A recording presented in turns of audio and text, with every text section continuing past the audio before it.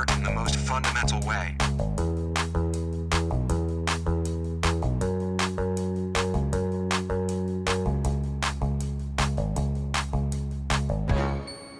Thanks so much for having me, Daniel. It's been really interesting to speak to everyone who's here, and the combination of participants has been really interesting, ranging from local Verbier citizens, from art collectors who are at the top of their fields, including collecting video art, to artists and editors and museum directors. So it's been very interesting to see the different definitions of digital art and priorities that come with these different definitions.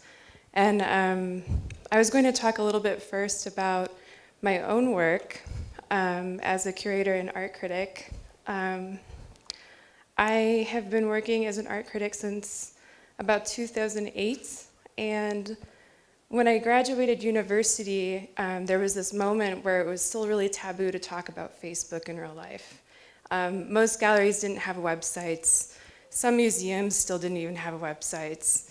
And it felt like an incredibly urgent need to think through how the internet not just affects, the presentation of art and our understanding of art, but also how it affects our lives in general.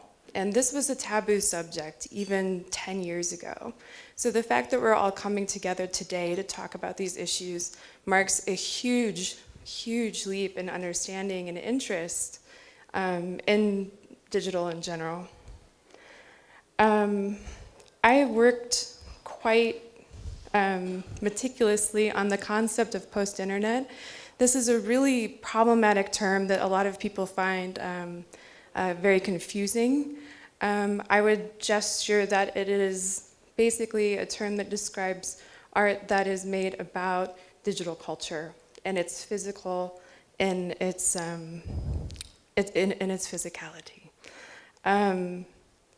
So moving forward, after working as a critic and curator for 10 years, last year I was hired to be the curator of contemporary art for time-based media at the Stedelijk. And this means, and this is a very kind of new position because I work within the contemporary art field and I'm not necessarily cast into this niche of digital media curating, which is so often the case in contemporary museums.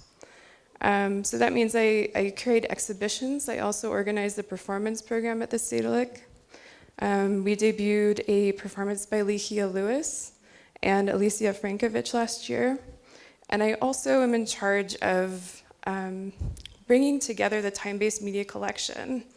And for the Stedelijk, which was founded in 1895, you would think that there are a lot of kind of standard policies and procedures in terms of preservation and acquiring work, which there are, mostly though for physical artworks.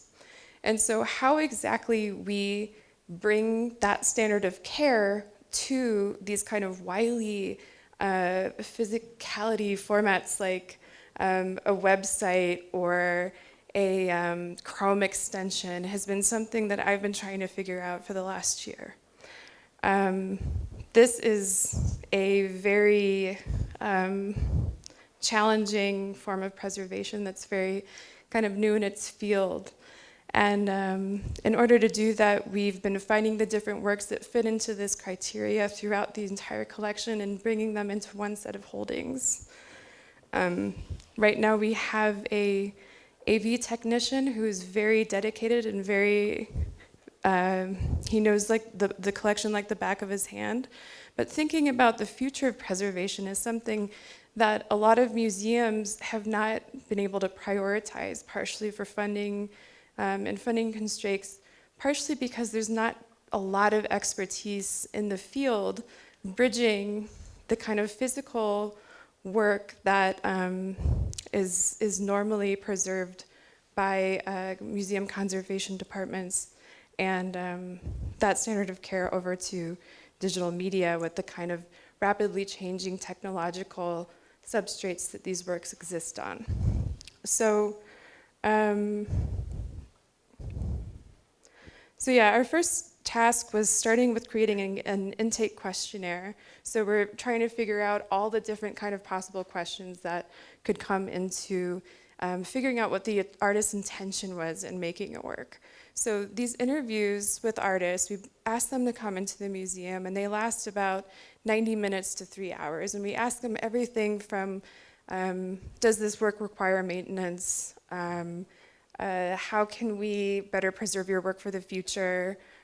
Is it backed up? Can we have the master resolution file? So on and so forth. Figuring out whether, where the meaning of the work is. So is the meaning of the work in the experience of it? So when I go to a website such as scrollbarcomposition.com, is the meaning located in how it looks, or is the meaning located in its functionality and whether or not it's operable? So I'm also charged with wrapping up a little bit of what is said this weekend, which has been such an interesting conversation between so many different professions. And John is going to, yeah. So my first kind of question is, as a critic and curator who's written a lot about digital art, and I see digital art primarily as internet art that has a very specific history in the 1990s and 2000s. We've spoken about this earlier today. And so, whereas a lot of the conversations within the summit so far have centered around virtual reality and artificial intelligence. So I'm curious to think through why that is, and whether or not the kind of corporate backing of these formats has something to do with the attention that we're paying to them. And John is here to suddenly answer that question. Yeah, to answer the question, and also to also reflect on what's been spoken about in the very many chalet conversations that we've had so far. Yeah. My name is John Slice. I'm a writer and critic, but also on the board of advisors for the summit, and this is my third kind of iteration, even though we've only really had two. I've been writing on art, contemporary art, since about '95, and I uniquely have not written on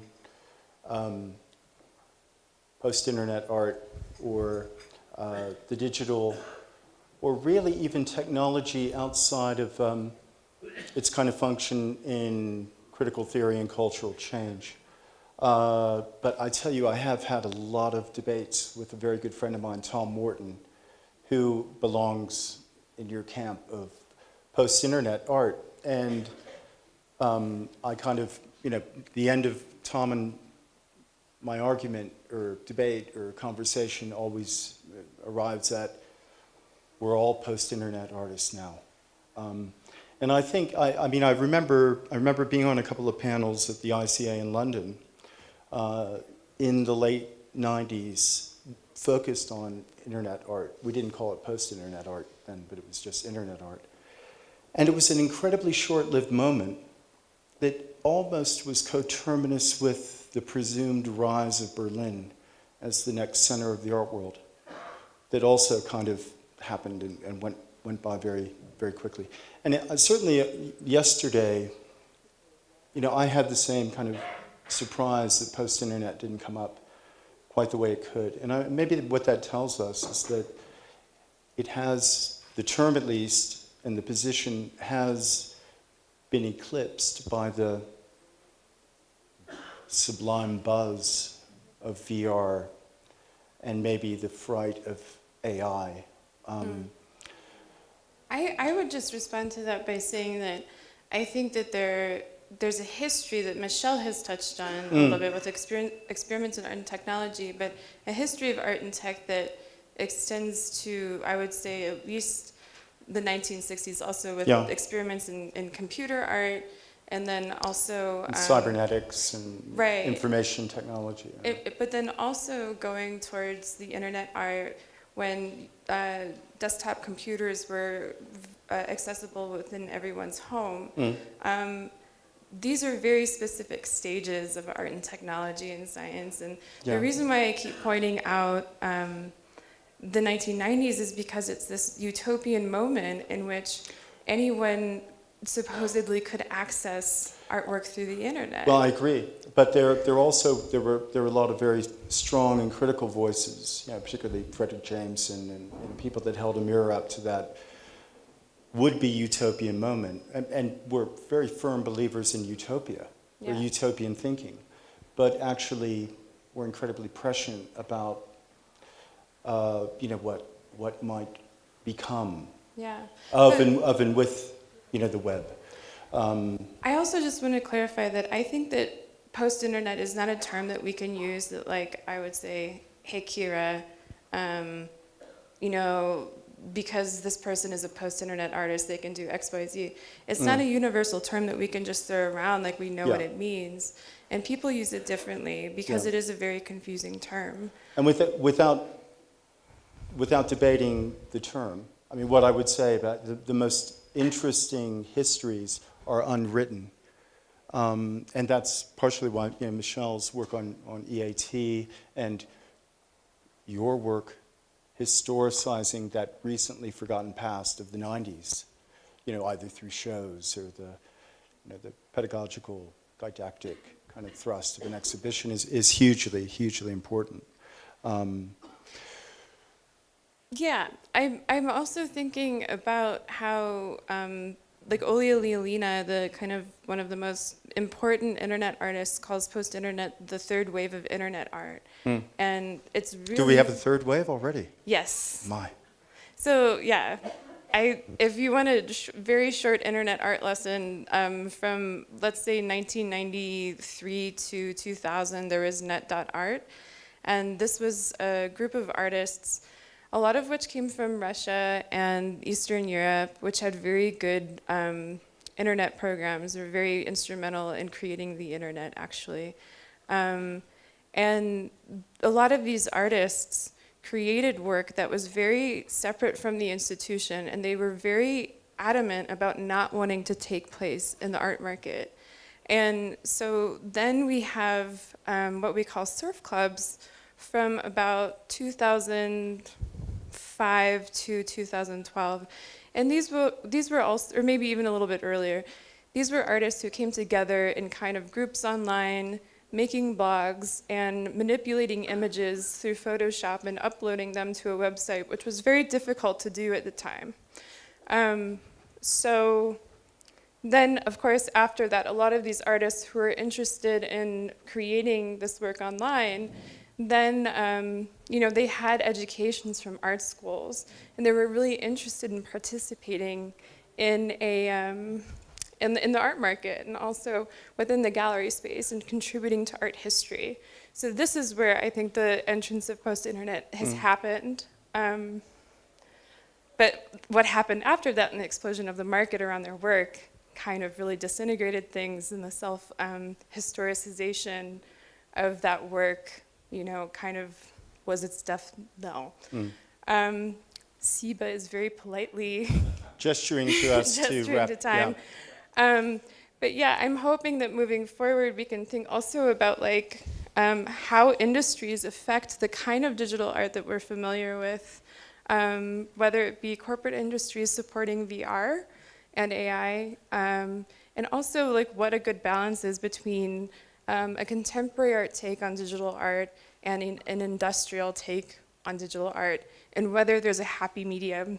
Annika, I think, is a good example of someone who can exist within that happy medium between, an industrial science and contemporary art. So.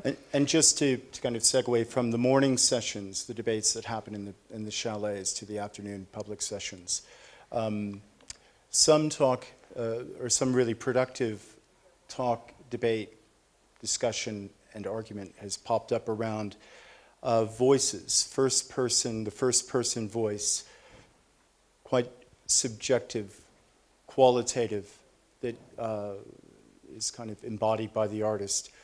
versus this third person, quantifiable, factual, and ultimately repeatable voice of science or technology.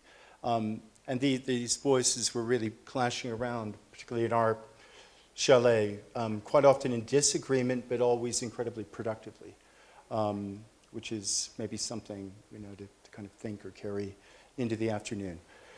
Take it away, producers. The devourers will sit down.